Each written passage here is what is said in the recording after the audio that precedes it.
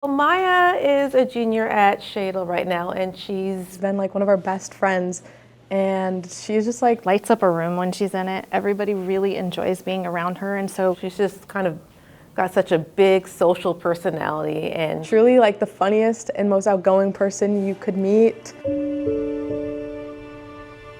she was getting ready for winter track to get prepared for school track. She was just slowing down more and more, and she was having more and more trouble getting through her games, and she was tired a lot, and she was missing a lot of school. We found out that her hemoglobin was really low, and we had to rush her to the emergency room in the middle of the night. And then the next morning we got the diagnosis of leukemia. Like when we found out, it was just like heartbreaking. Like you would never think this would happen to you or your friends. You feel really helpless, like you don't know what you can do to help. And that first period of time, you're just really in shock. Like you can't really process it. And I think that's where the community support has been so helpful, because there's only so much you can do. Like there's only so much I can do and I can process.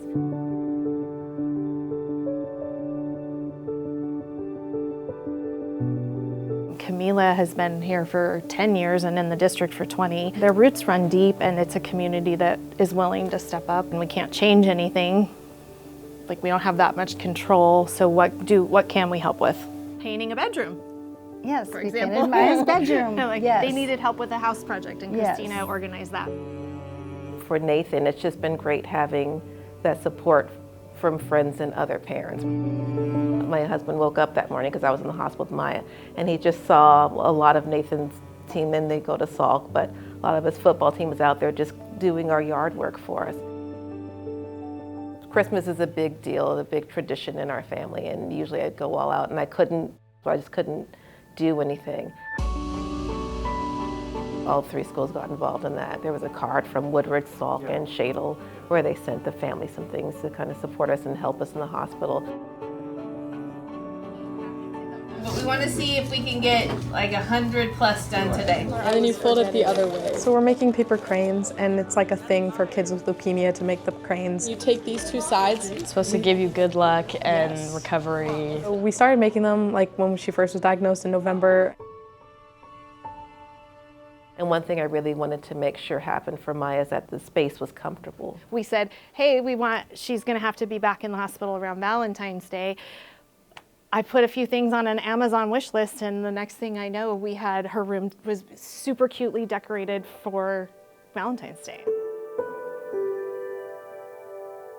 Hi guys, I just want to take a moment to really thank my whole entire community for the crazy amount of support that you've shown me and my family through this whole entire crazy journey.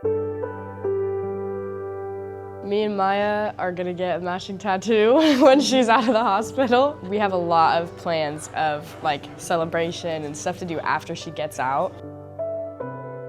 I really think that the school is the heart of the community.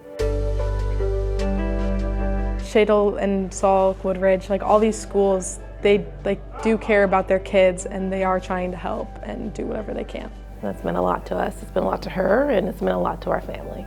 I'm gonna be finishing up my last round of chemo in April, and I just truly can't thank you guys enough for everything that you guys have done for me. So thank you.